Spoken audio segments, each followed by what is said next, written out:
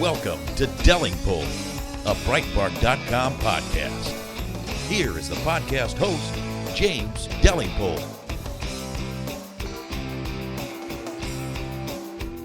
Welcome to the Delingpole podcast with me, James Delingpole, and my very special and surprise guest, I would say, given that I only buttonholed this afternoon to come on the podcast, Lara Perrins from Conservative Woman. Yes. Former barrister. Yes. Gave it up because there was no money. I can see you've researched this, James. Gave it up because there was no money in it. Well, also because I wanted to take care of the kids. Okay, that was crucial. That's secondary point. Yeah. Okay. So I love Conservative Woman. Of course. It's fabulous. There's some really I'm not going to name any names, but there are some really rubbishy conservative sites out there which are quite well funded, but it seems to me that the version of conservatism that they put out is not one I recognise as conservatism. No. They should be called something like Cuck Central or Not Very Conservative Central. Yeah, or pleaselikeme.com. Oh, Lara, you are so right. You with your feminine intuition, you are straight in there. The problem is with these kind of apologising conservatives is they want to be liked. They want to be loved. This is true. Whereas I read Conservative Woman, and I don't sense that you are, nor your colleague Kathy Gingell, are women who really want to be liked. You just want to kind of. Yeah. Well, I like. You see, I like to be liked by my family and friends. Yes. You know, you obviously that's crucial. But when you are speaking the truth, sometimes that can be difficult for others to handle, and if they don't like you for it, then you must accept that and move on. Yeah. Well, so it's not X Factor.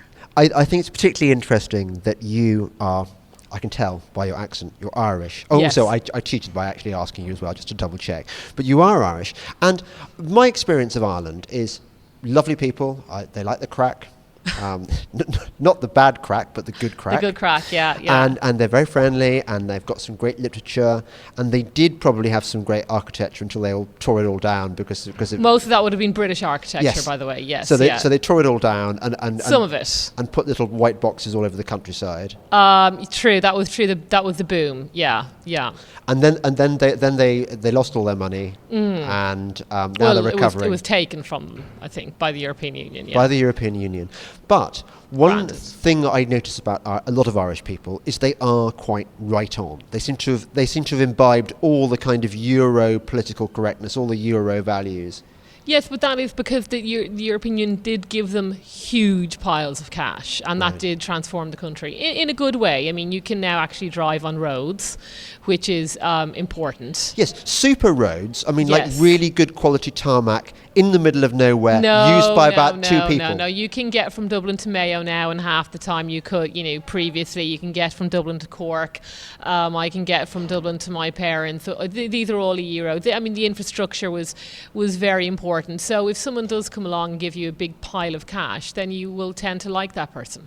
Yes, but I have to say, the thing maybe I'm belittling the Irish and I'm treating you as a kind of leprechaun nation or something. Doing that, yeah. But the thing I used to love going to Ireland was that I would go to Ireland, I'd go to look out remote pubs, and they would take about 20 minutes to pour the Guinness, and you'd watch it settling on the bar. Yes. And you couldn't drink, and you'd contemplate your Guinness, and you could have a fag cigarette. Yes. Remember those? Yes. You'd smoke a cigarette in the pub, and the whole pub would be full of cigarette smoke. And now that's all gone, replaced by these kind of identikit Euro people. Yes, but did you live there? Did you decide to move your whole family there? Was it enough to live there? I wasn't that stupid. Yeah, no. but you see, this is the thing. It's one thing to take these quaint characteristics in when you're just travelling, but it would have been quite frustrating to actually have to live with it day in, day out. So, I'm normally not this defensive about the homeland, but there is some identikit, but I mean, it still has a very strong individual identity, Ireland. Does it? Like what? Well, I mean, all the pubs are private. Well, all the pubs are independently owned. There's no breweries. Yeah. All the independently owned. The O'Neill pub is owned by Mr. and Mrs. O'Neill. And in every single one, you can't smoke because of the Euro Nazis. Well, that's true, but you can't smoke over here either. Yes, but Ireland was first. Yeah, and they also Ireland was first to ban the plastic bag. this was big. Yeah, they took the you still see people, mainly people like myself who aren't used to it, walking around with huge piles of shopping in their hands. Oh, are you like me? Yeah. I refuse to pay for plastic bags unless I absolutely have to. I'd rather sort of carry bundles of butter. Do you not just bring your reusable? It's against my religion to have to remember this stuff. Do it's you kind of put like butter in your pocket and jam in down your jumper? And unless that's just bad planning. There comes a point. But Ireland is PC and you are not PC. No, well, Dublin. You see, I think Dublin is PC and South Dublin is PC. I am not politically correct because I'm a rebel from North County Dublin, so and just have always been conservative. I think I'd be conservative whatever country I would be.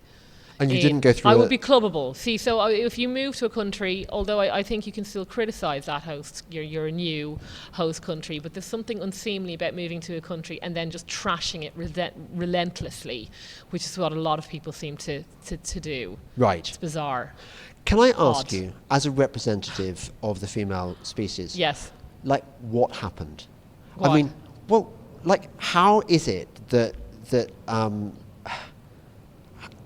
why do women give us all this shit, all the shit these days? I mean, what? No, they're the loud ones in the media. They're not necessarily, your general, your representatives of the female class as a whole. So, do you think you're more representative? Well, I wouldn't please say necessarily. Yes. I'd be very slow to say that. But you have to remember that women who are naturally conservative will, I'm not saying they're always at home, but they will gravitate towards the private sphere. Therefore, by definition, you will hear less of them in the public sphere. Whereas people, women who are more feminist and more left-wing will obviously gravitate towards the public sphere, which is why you hear more from them in the media. And that's why we set up the website, The Conservative Woman, to try and counter that. Right. And do you get... what's your traffic like? Oh, it's huge. We're so popular. I mean, we could always do it a few more hits, but we are incredibly popular. But how does it work? Do you monetize it?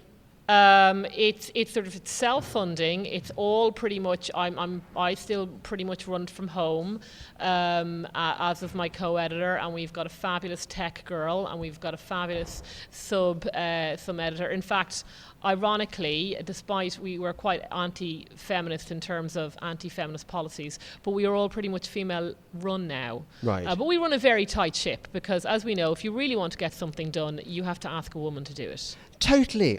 This is the thing I don't get about this modern world. I, as a man, I'm a complete male chauvinist pig in the sense that I think men have a certain function and women have a certain function.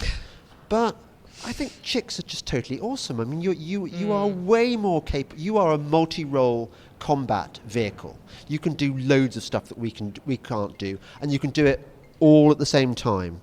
Well, I mean, yes, to a degree. Although I do think you can't pee standing up against a tree. Well, you can, but it's not very nice sight. It's funny you say that. There was something in the TES about how the fact that boys can pee standing up gives them an advantage in physics. I'm not joking you. That's on the TES website. It's probably true, but it's just bizarre. What we were saying, I mean, the multitasking thing is probably slightly over-egged. Do you reckon? No, it's not. Yeah. Can I just tell you one thing? Very good organisers. I mean, it depends on what you're asking to do. I mean, we are the only, female-run website, though, that also recognise the awesomeness of men, and that we should stop bashing them constantly. Can I give you a tip? And that it's completely, wholly idiotic to do so. Can I give you a quick tip for managing your husband? I mean, I presume you do manage your husband.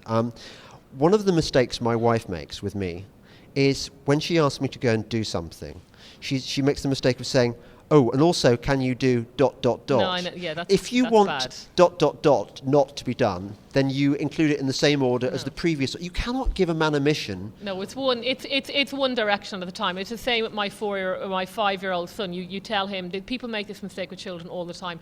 They say do X, Y, and Z. No, it's one thing. You put your socks on. Yeah. You say something after that won't get done, and the first thing probably won't get done either.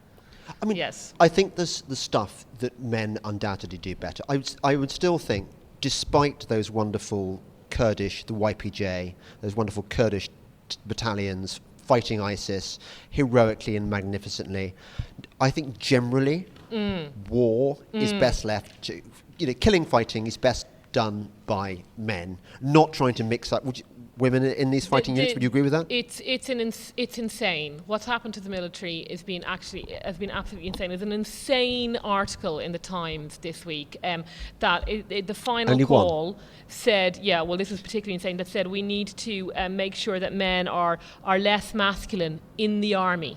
I cannot think How of does an that work? institution less suited to being less masculine. That might work elsewhere. It was. This is. It's actually. I mean, you laugh, but it's actually quite serious because it is the defence of the realm. Of course, women have a role to play in the military, but I absolutely am against, say, women doing hand-to-hand combat, which is a tiny percentage, of the work done by the army. Cameron, of course, caves on this, and he doesn't have the interests of male soldiers or female soldiers at heart. It's simply PC zealotry. Yeah. I mean, obviously, women who volunteer to serve their country are incredibly honourable. I mean, they are brave and they are willing to risk their lives to serve their country. I can understand why they do it, but ultimately, you have to ask what is the most effective thing for the military, and I do not think diluting all male units in hand-to-hand combat is effective. It's incredibly ineffective. You can see that in any movie, and people offer the Israeli army, for instance, as an example. Now that's obviously specific because Israel is under existential threat every single day, so it would make sense to have everybody in the population have a stake in that, other than ultra-Orthodox Jews.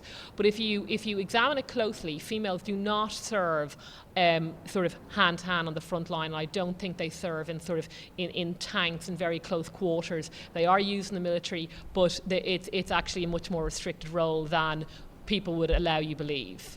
Well, I think that's right.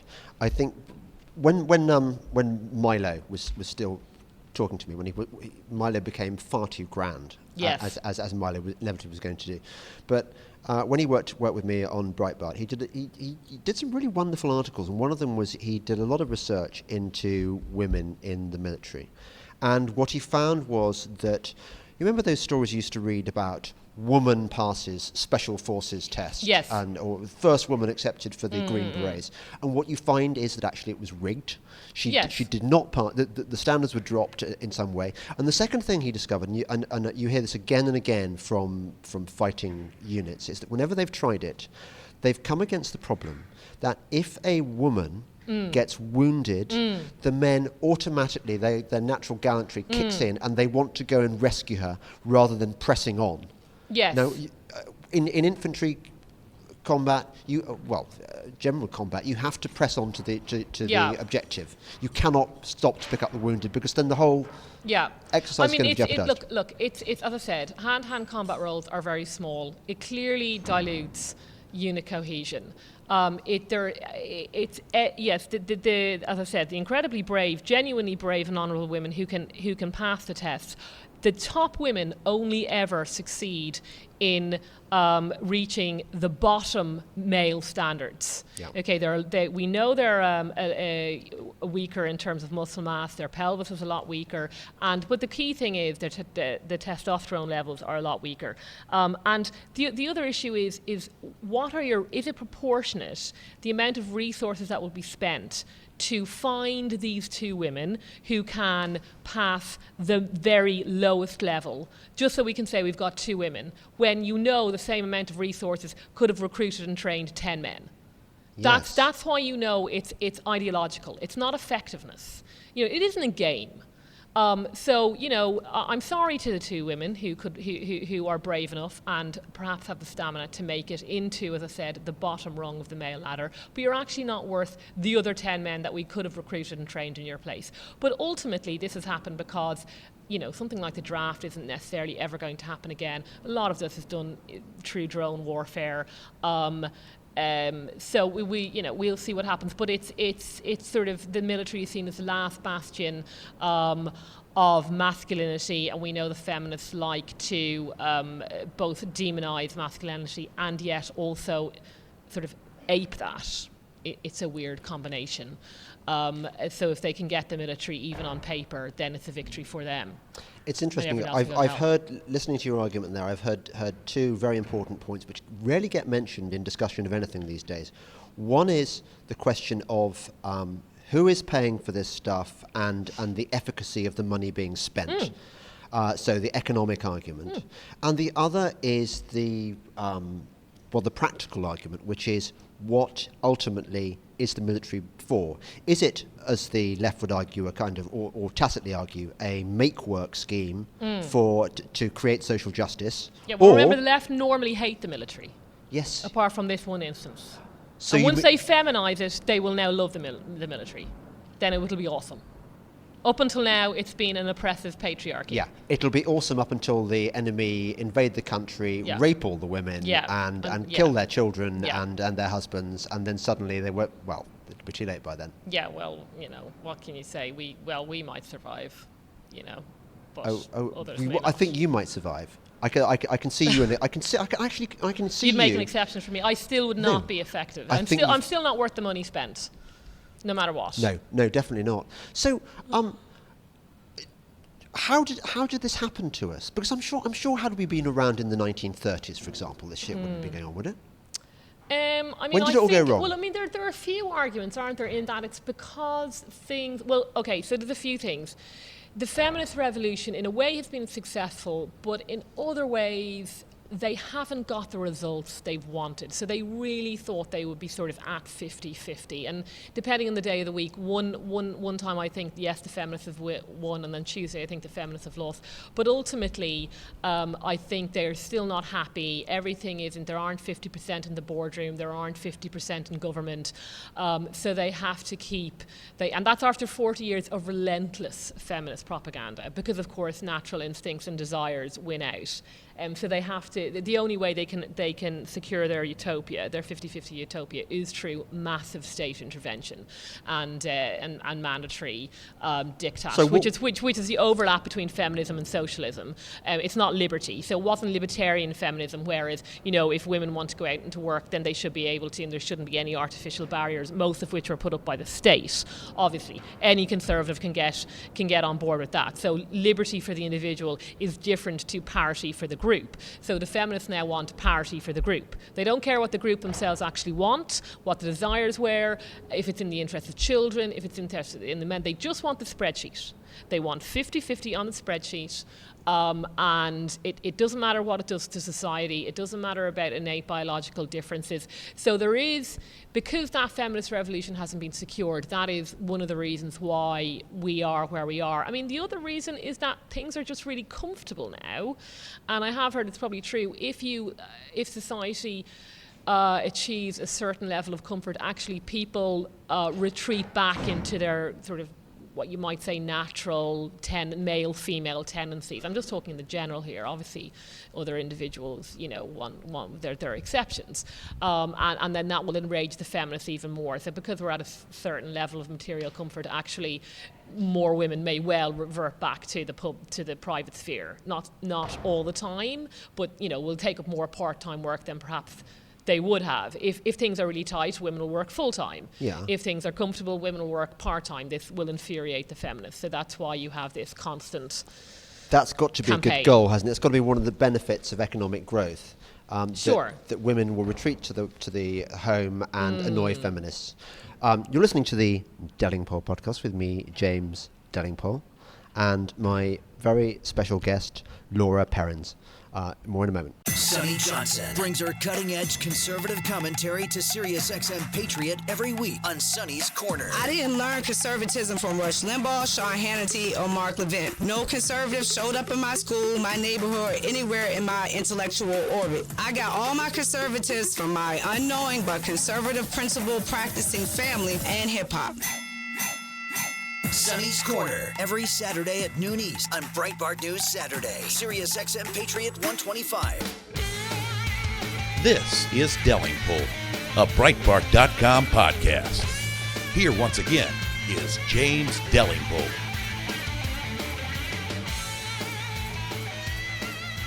Welcome back to the Delingpole podcast with me, James Delingpole, and my very special guest, Lara Perrins. We're talking about feminists, or feminazis, as I think they should more properly be called. Talking about this 50-50 goal, you mean the goal of having 50-50 men and women in the workplace, or well, what? It could, the workplace, or the CEOs is obviously a big thing they need, but that just shows how elite feminism is. And I mean, it's all there, I think, in the Sheryl Sandberg book, isn't it? Lean In. I mean, until I haven't actually read that one. Yeah, I had a very good friend who read it, and then she gave up her job and now is raising her four kids full time. So that's how. So that worked. That worked. But no, I mean, the aim is to have 50% of men at home and 50% of women in the workplace, and it doesn't matter if this is what people want. It doesn't matter if this is effective or efficient or a good use of resources. It's all about the spreadsheet. That's it. People are pawns. I was reading the obits recently of somebody called Kate Millett. Do you know about this woman? Go on. Well, it just seemed that she was a lesbian, and so obviously she had a particular lesbianish view of the world, if there is such a thing.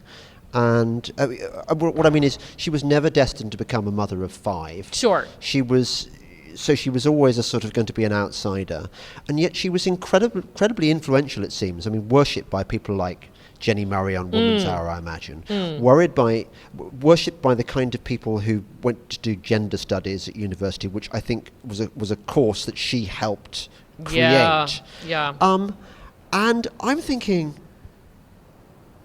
probably she's not very representative of where real people are at in their lives. I think is it not true that most women, when it comes down to it, they definitely want a stint in the workplace, and they definitely want a decent standard of living. But when it comes down to it, they want to be there looking after their children and being available for them when they're growing up, no? Well, I mean, yes. I think if you look at the research, and Catherine, I think, Hakam at the LSE, who's no conservative, might I add, has done the research on this, and it's called preference theory, and broadly speaking, you have laid it out in that, they want a pretty good balance between work and family life. There is about 10 or 20% who want to work full time, and then on the other hand is the sort of 20% who want to be at home full time, and then most women then lay somewhere in the middle. But the weird thing about feminism is how they do spend 80% of their time being socialist until it comes to working women, and then they all want them to be raging capitalists who must be in the workplace all the time, sort of working, not just working full time, but preferably being bankers, which requires sort of 24-hour day, work burden, and it's whatever it takes. We want you in the boardroom, even though you hate it, so this is. They're not representative, but they do have a huge influence. And again, I mean, in their defence, what they would say is you only need a few women in those positions, say, in the law, in various companies, to make structural changes that will affect the broader female populace, which is probably true. So I've actually just persuaded myself the other way. So there is some truth in that, in fairness. Don't do that, Lara. That's well, really, I'm your Skittish woman, your Skittish womanly brain is talking yourself out of the conservative position. I'm just logical. That is true. If you put women in certain high positions, they may well affect structural change, and it's the structural change they want. But why do we want structural change, for God's sake? It was perfectly okay when men were doing it. Look, men. Well, I mean, the vote was pretty good. Men like structural change. Yeah, I don't want to deny you the vote. Yeah. I think as long as you vote with what you listen to your husbands carefully, then it's perfectly sensible. But really, the idea that every boardroom needs women. Let me give you an example from my own life, which is that the very best editor I've ever worked with, the editors I've worked with are women. But also the very worst editors I've worked with were also women. And it seems to me that the worst ones were trying to kind of prove that they were kind of more manly than the men. And the best ones were ones who just kind of did their women thing and were just great. Well, I mean, again, this is a big split within the movement. I'm talking about that movement a lot. Is either do you take on what they would say are the patriarchal power structures, or do you try and change it within? So, Thatcher is obviously somebody who they would say just dominated the patriarchal system, power structure, but didn't affect any sort of real change. Whereas, well, I don't know, other female leader would try and affect the reason that Margaret Thatcher was so great was precisely, as she said, I'm not a feminist. Yes, no, I agree. I agree completely. And I mean, she changed. She obviously changed lives and changed Britain for the better, and changed the lives of women for the better in terms of, well, even simply getting the economy going. I mean, if it wasn't for that, women's lives would be much worse than they are. I mean, the other big issue about feminism, and it really annoys me, is that they don't take into account really that women and men work as units generally, right? Is they ignore the family structure. So it's one thing saying, I mean, the gender pay gap is probably the most obvious example of feminist nonsense and propaganda, in that It's a myth, isn't it? Well, it's not that there's a myth. Women do earn less than men, but it's not, over after a certain age, I think between about 35 to 45. But there are two issues for that. First of all is that, again, going back to our preference theory, they work few hours, therefore they will earn less. Yeah. They work part-time because that's what they want to do. And also in general, especially with the middle class, is that their husbands or partners are working greater hours. They take on that role. So, and I've said this and everybody ignores this, the crucial question isn't who's making the money. Well, that's an important question. The crucial question is, what is the money being spent on?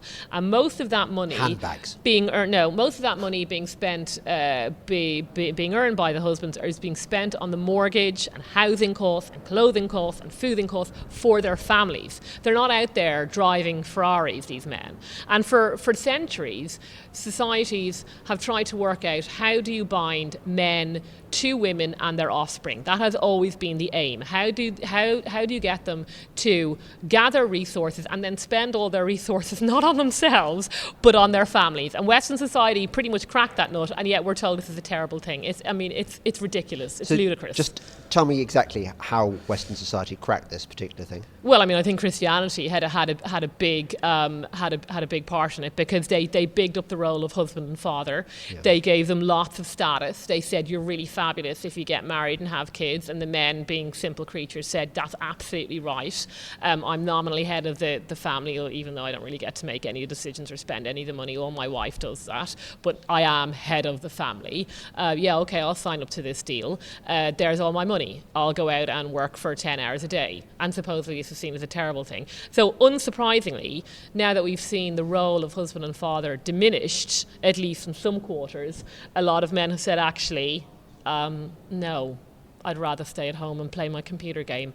And in America now, there are 7 to 10 million men not in work and not looking for work. So they're not counted in the unemployment statistics. This has all been accounted for at the American Enterprise Institution. They're at home either on prescription drugs. We know there's a huge opiate crisis in America, and they're either surviving on their mother's income, their sort of pseudo-partner's income, and some disability benefit, and they're not working.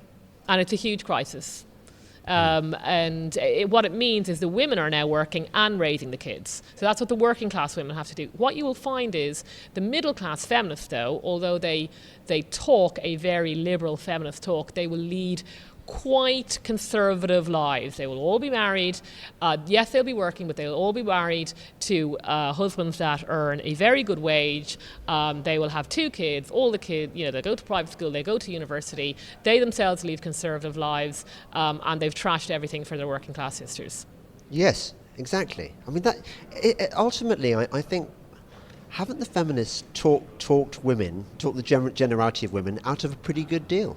Well, yeah, I would say so. And if you look at the research, and some of this is in the British Social Attitudes Survey, is that working class women are really quite conservative. They draw a lot of pleasure and satisfaction and status from being wives and mothers. Of course, they will always move in and out of work over their life cycle. That's always been the case. That's why they're called working class. But now, because marriage has been so diminished within the working class, a lot of women now have to go. They're either married to the state or they have to go it alone. Or now with benefit changes, it's a combination of both. Obviously, they get benefits and they're working and they're bringing up the kids, while the middle class feminist sisters who have rained down this havoc upon their heads are in very interesting jobs with very well earning husbands and 2 kids and the white picket fence. It's been grim to watch. Isn't the other really worrying development that there's been in kind of sexual politics and identity politics, this increasingly prevalent notion that men and women, that there are no fundamental differences between them, and that they don't have different biological and traits that suit them for certain jobs. The idea that we're all exactly the same. It's mad. It's also boring and conformist, and actually, arguably, inherently, it is insane. And historians in 100 years' time will look back on this, as I said. Or will they? Or will no, they? They will. They will. Because it cannot be sustained. It's not. You cannot sustain biological lives. You can't sustain untruths. You can do it for a few years, maybe even a decade or so, but it's not sustainable in the long term. It's interesting you say that because one of the developments I think that we've seen in all, not just the arts but in the sciences as well, is postmodernism, whereby reality, facts, empiricism are really have been discarded in favour of narratives, and that the narrative is more important than the observational facts. You see this in science, in post-normal science it's called, and you certainly see this in kind of gender studies, where we know, for example, that studying monkeys, that when you give a truck, you chuck a truck below some monkeys, the male monkeys play with the truck and the female monkeys play with dolly. They haven't been conditioned by watching TV programs or wearing pink dresses or whatever. And yet it seems to me that feminists and social justice warriors are in denial of this basic biological.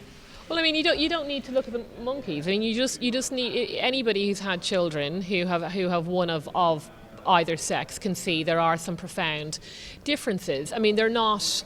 This isn't necessary. Of course, wouldn't justify any sort of legislative discrimination, further down the road. But there are profound differences, and most of it, I think people say there are big differences between the male and female brain. Others say absolutely not. In fact, I think the Royal Society has just awarded their award to some unscientific book, basically. But even brain differences aside, to me, the big difference isn't any of that. It's actually testosterone. That's one of the key differences. That's what brings out the aggression. That's what brings out the drive. The question is, what do you do with that as a society? How do you channel that? Can you channel it in constructive ways or destructive ways? That is, and you can see it in sort of 4 to 5 year old boys as they go around trashing your house. Or obviously 14 and 15-year-old boys, and people who don't see this are literally blind to the evidence. Where do you stand? I think I can guess, but where do you stand on gender-neutral toys and gender-neutral clothes and in John Lewis and stuff? Yeah, well, I mean, this is again, I wasn't happy with it's not gender-neutral though. It's sort of it's. I have 3 kids, two girls and a boy, and we don't sort of funnel them either way. So there's a good mixture of toys there. There's the Lego and there's the dolls, and if he picks up a doll, that's fine. If she and I certainly, my daughters do lots of Lego, but they do gravitate towards certain toys, and it's just a sort of reactionary madness. But what will happen is they can bring in all the gender neutral they want, and the majority of boys will still go for the boy stuff, and the majority of girls will still go for the girl stuff, and then our point is proved. Because I have heard it said from older generations, and I think it's true, that actually 30 and 40 years ago things were not as gendered as they are now. I think maybe up to the age of 7 or 10, girls and boys, I mean girls are probably a lot frillier than they are now, but that's probably just consumerism. That's just a market, right? Disney have said, let's manufacture princess dresses for, we can make them for £1 in China and flog them for 15 quid. But also, that's the market. You don't have to buy them, and the fact that people do buy them shows that girls do like frilly things, and they'll get bored of them and they'll grow out of it, and that'll be it. So, ultimately, yes, there can be, if there's more serious issues behind it, it should be tackled.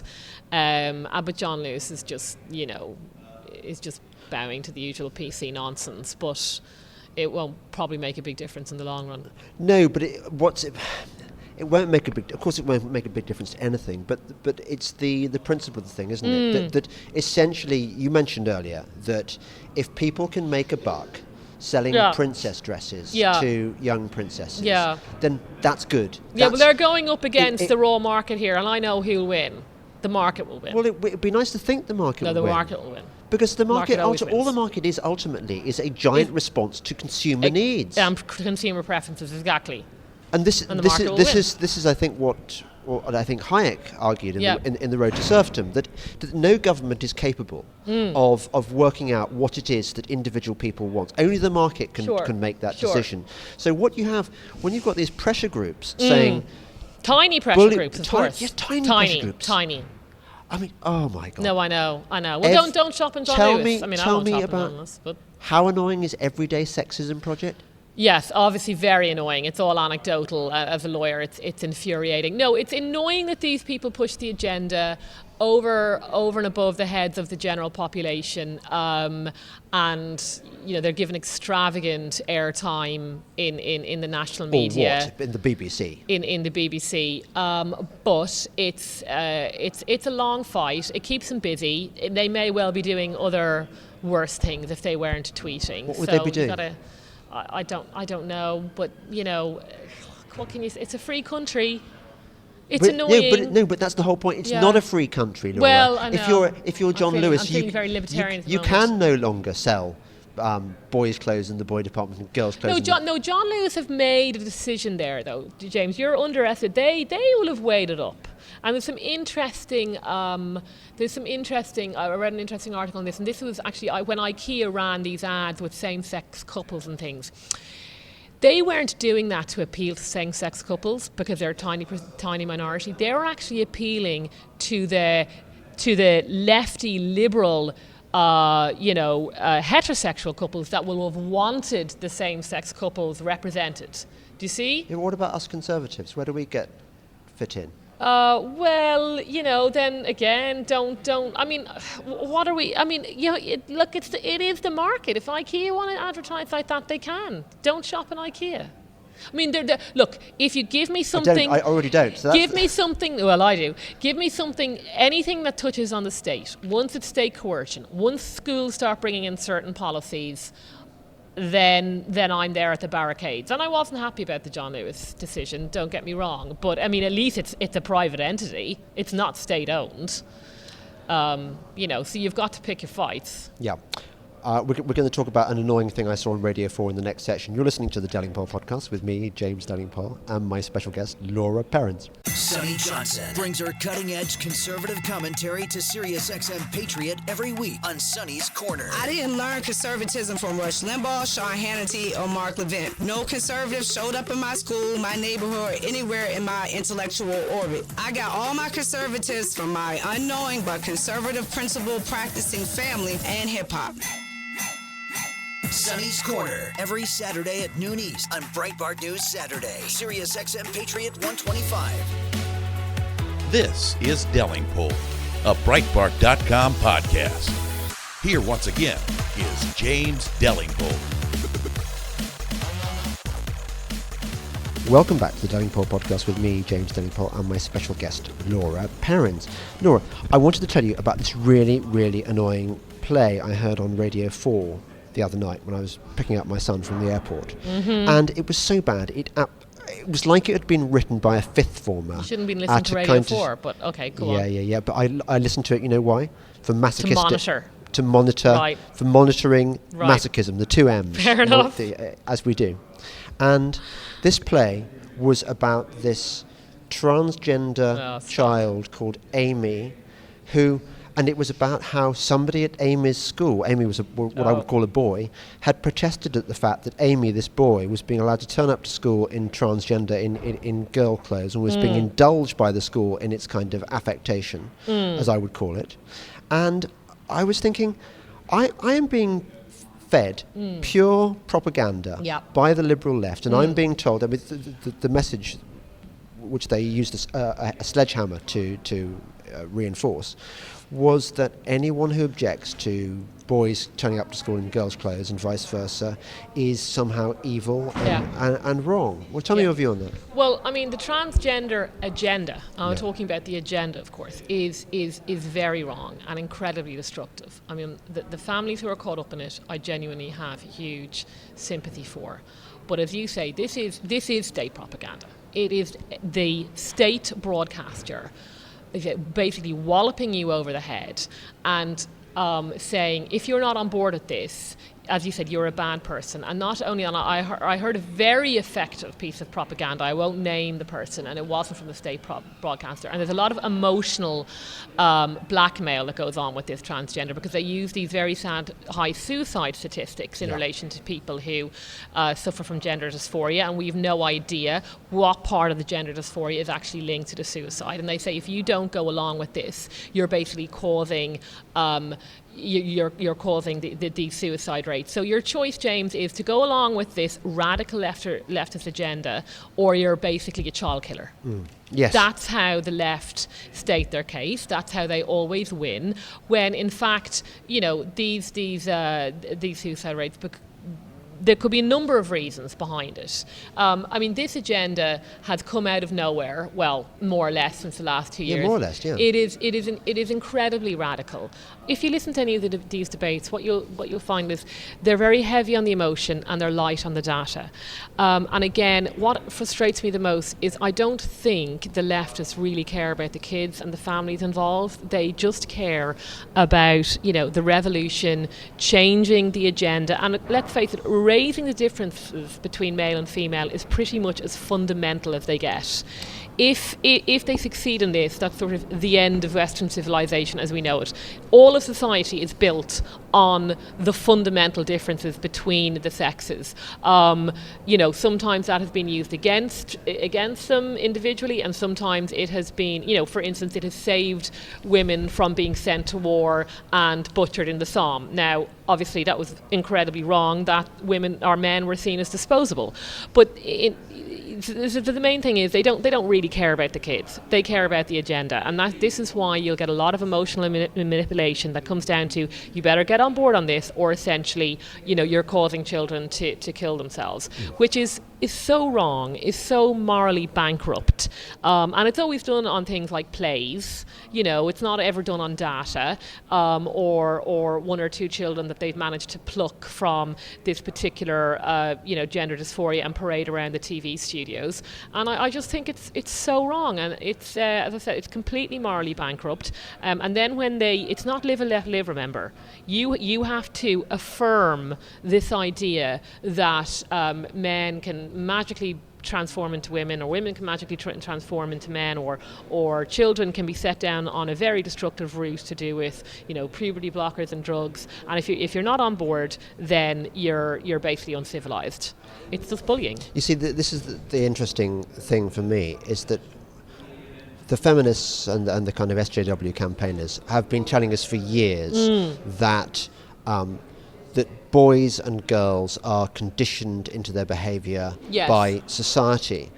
Well, if you take that view to its logical extent, then surely what's happening now is that children are being encouraged to think that gender is fluid, and that their identities aren't fixed, and that they aren't necessarily boys, even though they've got willies and stuff. Yeah.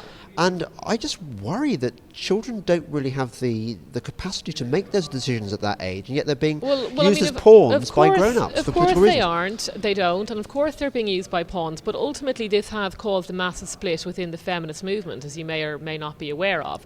So there are, what you called radical feminists, and the derogatory term is a TERF, a trans-exclusionary radical feminists, that people, transgender crusaders say to the feminists, if you are not on board with this, you are essentially somebody you're excluding. If you don't believe that men can suddenly become women and men can invade all your female space, and you can imagine that some feminists have a big issue with that, then you are essentially a conservative now.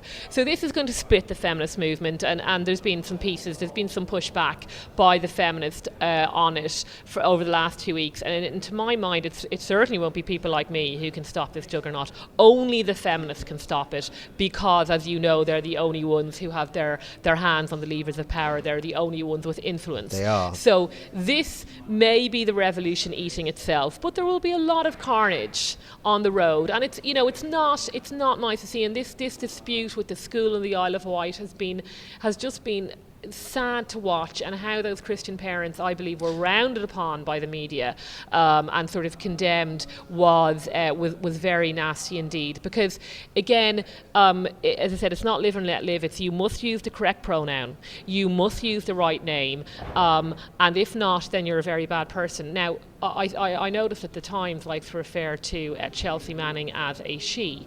Chelsea Manning is a he. Don't put your treason on us. That's what he did. He hasn't even, I understand, undergone any of the fundamental surgery. You can change your name legally, but you cannot change your sex. Now, the other issue, of course, is that they conflate now this gender and sex. They're saying, well, we're only changing our gender. We kind of accept you can't change your biological sex. But the distinction between the two was made by the feminists. They set this monster going 40 years ago. Of course, gender is a social construct to some extent, but the point is does so when society is constructing this setup for boys and girls. Are they reflecting innate biological differences, or have they just plucked them from the air and imposed them upon it? Most of the time, they're reflecting the differences between the two. That's why we have set the structures up the way they are. I think we have got like millennia of observation. Yes. These haven't sprung from nowhere. Girls. Well, if you take a simple thing that really annoys people, I mean, even back in the day before I was fully enlightened, it used to annoy me, this idea when people get really angry if girls are told they're pretty. This is the worst thing in the world you can do. Now, I mean, it shouldn't be the only thing you say to a young girl. And they say, so girls are then conditioned to believe they should be beautiful and they should be this and they should be... But it's not a question of should be... When people say that, you are saying society values beauty. But society does value beauty. Hello. Sadly, I am not as beautiful as, Natalie Portman, for instance, or Keira Knightley. Therefore, I do not get paid, millions of pounds to flog somebody perfume. But it's always, can I say, so it's you're always just telling a pissed me off as well, child the truth. Society does value beauty, thankfully. And if you are a stunningly beautiful woman, you can actually you can quite go far on that. And why not?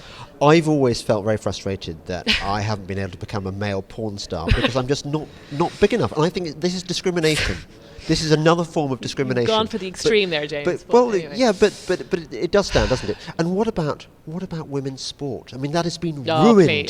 It's not that I care about women's sport, except insofar as women seem to like it. No, the weird thing about women's sport is, again, it's bizarre in that the women's sport now that the BBC love, of course, are really the inherently male sports, namely rugby, football, and let's say cricket, particularly rugby, where obviously testosterone and muscular strength really play a crucial part. Whereas, to me, women's sport that I genuinely prefer watching women over men is maybe tennis and, say, gymnastics, even though they are weaker on both things. If you think back I remember when Pete Sampras, who I still still think is a great player. But when that serving and volleying, for instance, dominated the grass courts, a lot of people preferred the women's game because there were longer rallies and there were longer strokes, and it was literally nicer to watch. No, it was nicer to watch. And again, I would prefer watching. They grunt. That's new though. That's the last 15 years. Not pretty. But the same with female gymnastics. So again, it's the inherent. There always seems to be something wrong. What I'm saying is there always seems to be something wrong with the inherently feminine. That's a bad thing. If women can ape the masculine, then we're all on board. You can do the rugby. You can work the 24 hours a day. Then you're a great person. But if there's anything inherently feminine about you, that's true. That's it. That's You've made a very good point. I mean, it's crazy. Lara Croft. Lara Croft was basically a man in girls' Even clothes. she now, looking back on her, you would probably think she's quite feminine, though. I mean, now it's I don't really watch many movies, but supposedly it's just gone completely insane, where all the female heroines are all they're so feisty. They're all really kind of, it's all masculine. I mean, I was a big fan of Sarah Connor, for instance, because although she did have her, she could take out the sideboard. What drove her, of course, was her maternal love for her son. He is naked without me. Do you remember that line? Yeah. So James Cameron knew what he was doing with that heroine. She didn't stand back to be slayed, but she didn't ape all the masculine virtues either. It was that inherent maternal urge to protect that was the key feature of her. Whereas I don't think that necessarily applies now to our heroines. Well, that was the USP, wasn't it, of Alien as well, having Sigourney Weaver. And at the time, that was daring and radical. And I once hung out with that will be considered conservative David now. Giler, the guy who produced that film and made a fortune out of it, and was going to make a film of my book Watermelons until he found that my anti-green book. Nobody in Hollywood would accept would touch it, right? But of course now the radical thing to do would be to have a man who can do man stuff with girls whittering in the background in their pretty dresses. But if you look at the blockbusters now, I mean, that is, they've remade Blade Runner. Blade Runner, I think, is coming out. I won't be watching this. It'll be a huge hit. Don't tell me Harrison Ford. No, honestly, no. It's going to be a straight up masculine, let's kick all the doors in, and lots of people will go to it. But Dunkirk, as you know, Dunkirk was a big hit. I've heard it doesn't have an actual story, so there are certainly criticisms of the film. And we know that one of the criticisms was that there were not enough women there on the beach, which is just incredible. I mean, you know, it was an amazing. I mean, you picked it up, I think, in a blog. I think I did. It was very obvious. I think I did. Yeah, there weren't enough women and people of colour. There weren't enough women giving their lives for liberty so that you could write this crappy blog post. But it was a popular film because men obviously still they still have an urge for the virtuous and the heroic and the self-sacrifice. So the only question is, does modern society give that to them? That's the challenge of our time. Do you think we are due for a backlash to all this nonsense? Well, I mean, you could say Brexit was a backlash. I mean, maybe not against this, but it's certainly Trump was a backlash. Yes, he was, wasn't he? The number of women who voted for him despite the grabbing the pussy thing. Yeah, Trump was, you know, he was, look, I have huge issue. To me, he was, as a conservative, he was appalling in terms of many characteristics. But he was your alpha male. And he wasn't Hillary. He wasn't Hillary, who would, you know, and people, I flip-flop on the whole sexism thing. I mean, Hillary's obviously a terrible candidate, would have been a terrible president, represented everything that middle America hates, vested interests, Wall Street, corruption, married to, you know, an alleged rapist. But there may well be something in the idea that, you know, there are 7 to 10 million men out of work in America. Not only is this woman a woman, she actually hates men. So voting for her would be a bit like cutting my balls off and handing them to her on a plate. Yeah, but that's what liberals like to do, isn't it? And they did that because that's what liberal men do. And actually, I have a blog out saying how it's scientifically proved that liberal men are weak. Is it? Yes. So you would expect that from I'd like to read that blog. Yeah, it's coming out tomorrow. So, but the issue is the rest of the men who had already lost their job, right? The people working in the steel factories, the car manufacturers, they've already been emasculated. And then she comes comes along to tell them, A, you're the problem, Rust Belt worker. You're the oppressor, not the Harvard-educated, lawyer who happens to be black. Really, he's earning 150 grand, but he is being oppressed by you, unemployed steelworker. You're deplorable. Please, may I have your vote? Only a self-hating liberal would vote for that person, and they did. But the rest of them, no. They said no. You know what? I'm going to go for the crazy dude. The crazy dude, he's a dude. That's probably, and he's got other good policies that he may or may not implement, but I don't hate myself enough to actually vote for the person who hates me. Yeah, I think that's a very good analysis of Trump. And Laura, we must have you back on the podcast. It's great hearing a woman talking my kind of language. You're my kind of girl. I just follow the evidence, James. I just follow the evidence. You're listening to the Delingpole podcast with me, James Delingpole, and my very special guest, Lara Perrins. Thank you and goodbye.